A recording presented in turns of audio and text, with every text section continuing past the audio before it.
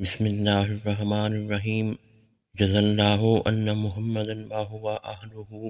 حضرت ابو ہریرہ رضی اللہ عنہ فرماتے ہیں کہ رسول اللہ صلی اللہ علیہ وآلہ وسلم نے ارشاد فرمایا، فحاشی اور بے حیائی سے بچو، کیونکہ اللہ تعالیٰ عز و جل بے حیا کو پسند نہیں کرتا، اور ظلم سے بچو، کیونکہ قیامت کے دن یہ تاریکی کا باعث ہوگا، اور بخل اور حرص سے بچو، اس لیے کہ تم سے پہلی قوموں کو ان باتوں کی تبلیغ کی گئی لیکن انہوں نے قتل و غارت گری کی، انہیں صلہ رحمی کی تبلیغ کی گئی لیکن انہوں نے قطع رحمی سے کام لیا، انہیں حرام سے بچنے کی تبلیغ کی گئی لیکن انہوں نے حرام کو حلال ٹھہرا لیا۔ المستدرک الحاکم حدیث نمبر 28۔ حضرت عبداللہ رضی اللہ عنہ فرماتے ہیں کہ نبی اکرم صلی اللہ علیہ وآلہ وسلم نے ارشاد فرمایا، مومن لان تان کرنے والا نہیں ہوتا، نہ فحاش ہوتا ہے اور نہ ہی بے حیا۔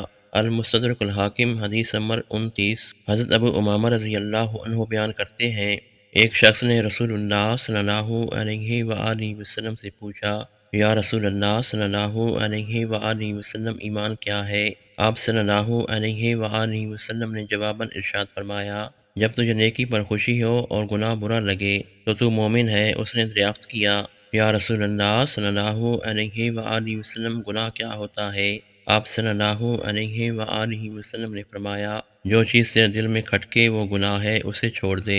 المستدرک الحاکم حدیث نمبر 33۔ حضرت مقدام بن معدی کرب کندی رضی اللہ عنہ سے روایت ہے، رسول اللہ صلی اللہ علیہ وآلہ وسلم نے فرمایا، ان قریب ایسا زمانہ آنے والا ہے کہ آدمی اپنے تخت پر ٹیک لگائے بیٹھا ہوگا، اسے میری کوئی حدیث سنائی جائے گی تو کہے گا، ہمارے اور تمہارے درمیان فیصلہ کرنے والی اللہ عز و جل کی کتاب ہے، ہمیں اس میں جو چیز حلال ملے گی اسے حلال مانیں گے، اور جو چیز اس میں حرام پائیں گے ہم اسے حرام قرار دیں گے۔ سن لو، جو کچھ اللہ عز و جل کے رسول صلی اللہ علیہ وآلہ وسلم نے حرام فرمایا وہ بھی اسی طرح حرام ہے جس طرح اللہ عز و جل کا حرام کیا ہوا۔ سنن ابن ماجہ حدیث نمبر 12۔ حضرت عبداللہ بن مسعود رضی اللہ عنہ سے روایت ہے، رسول اللہ صلی اللہ علیہ وآلہ وسلم نے فرمایا، جس نے جان بوجھ کر مجھ پر جھوٹ باندھا اسے چاہیے کہ جہنم کی آگ میں اپنا ٹھکانہ بنا لے۔ سنن ابن ماجہ حدیث نمبر 30۔